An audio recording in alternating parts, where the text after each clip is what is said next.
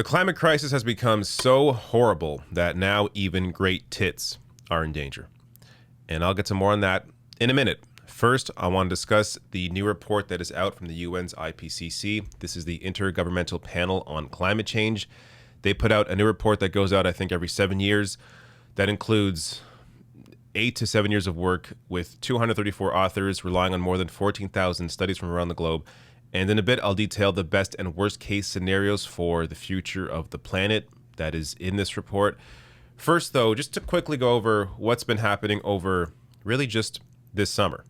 So we have seen a severe heat wave that killed hundreds of people in the Pacific Northwest.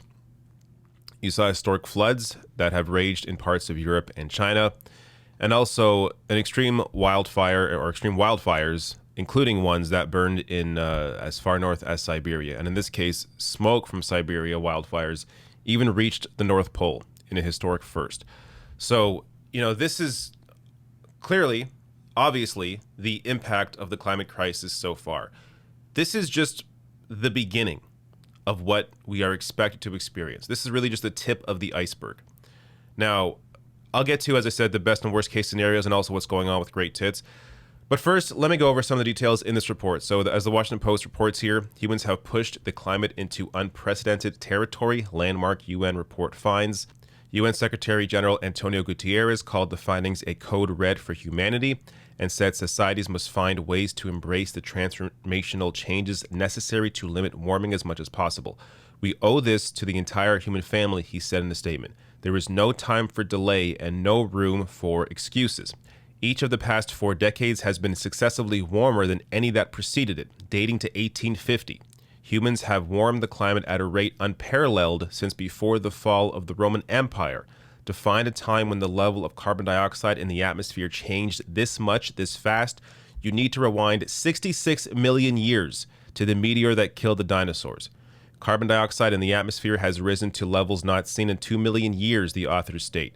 The oceans are turning acidic, sea levels continue to rise, Arctic ice is disintegrating, weather-related disasters are growing more extreme and affecting every region of the world. At higher levels of warming, the report warns, it becomes much more difficult to predict how the planet will respond. Sophisticated computer models become uncertain. Scientists cannot easily see clues in the past because there is no recorded time in human history when change has been so extreme and so fast. Quote, "We're going into uncharted territory," Cobb said. Now, this, is not really surprising. If you follow this issue, if you see as a world, our incredibly weak response, not even being able to hit just the base level Paris Climate Accord goals, then obviously this is our future. If we are unable to address the climate crisis as soon as possible in the most extreme way possible now, then we are going to continue facing the consequences that are going to continue increasing every single year. So this extreme weather we are experiencing right now, the effects of the climate crisis, you're going to see that multiply year over year over year the further we get into this without any real action. Now, this is where we get to the best and worst case scenarios. So first, before I discuss those, this from Vice. The report concludes that the preferred goal to keep global temperatures below 1.5 degrees Celsius, as outlined in the Paris Climate Agreement, is essentially out of reach for the coming decades. It notes, however, that immediate and aggressive decarbonization could lead to temperatures dipping back under this 1.5 Celsius spike by the end of the 21st century. For reference, humans have already raised global temperatures by about 1.1 Celsius, according to the report.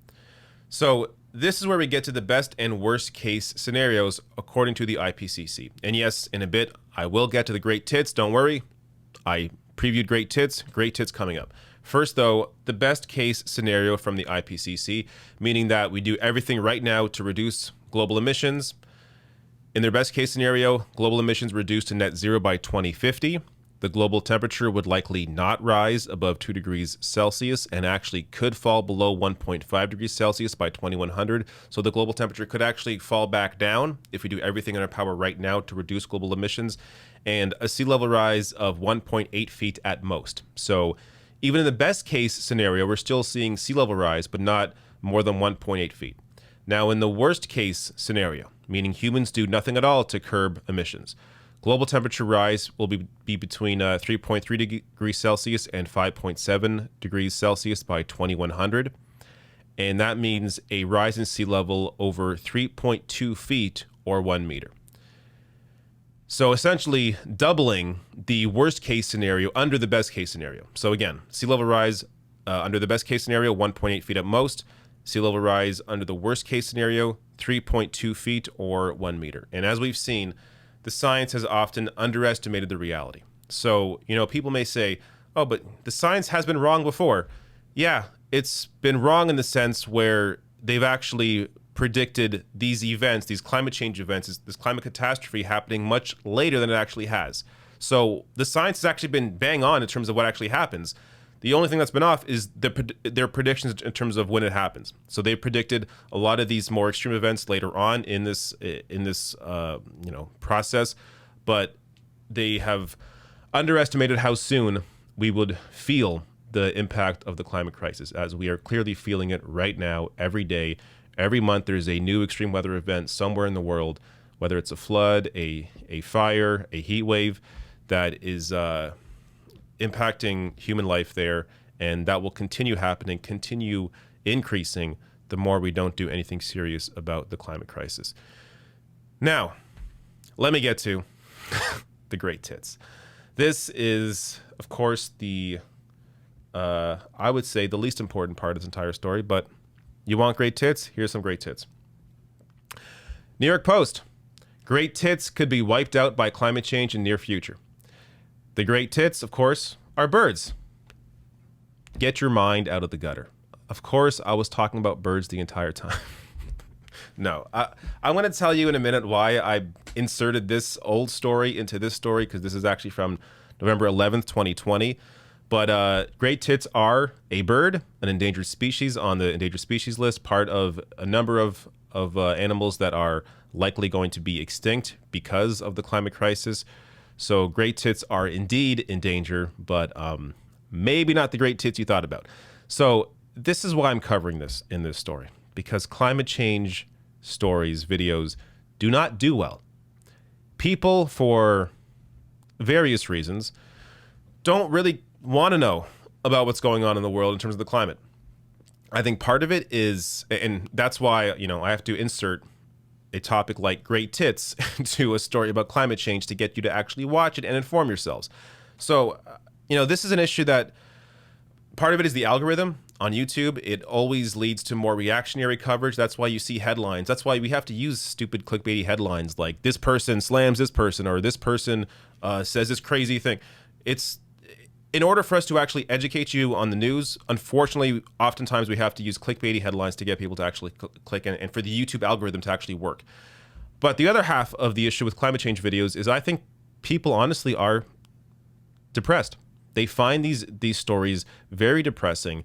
They feel helpless a lot of the time because we are seeing the climate crisis become worse and worse and worse, and people simply do not know what to do. And I think that's fair. We have leaders that clearly have failed us over the past several decades. This is an issue that we should have taken seriously decades ago from the start. And when scientists were first ringing the alarm bells about this and correctly predicted what would happen, but we never did. So we are now stuck in this scenario where even in the best case, we are still seeing a major sea level rise, which will, I'm sure in many cases, push people out of their homes, force mass migration. And that is the best case scenario. It's going to get, likely we're going to be somewhere in between the best case and worst case scenario. There are 3 other scenarios in the IPCC report. So we'll likely fall somewhere in between the best and worst. But there's going to be a severe impact on everybody. And we are seeing it now through these extreme weather events. And people just don't want to take in this information. And I get it. It's depressing. At the same time, it's my job to try and inform you. So if that means, fooling you with a headline, I'm going to do what I have to do to try and inform as many people as possible on these issues, even if it's an issue that you find boring like climate change. If there's a way that I can make it a little more interesting with maybe some great tits, then I'm going to do that.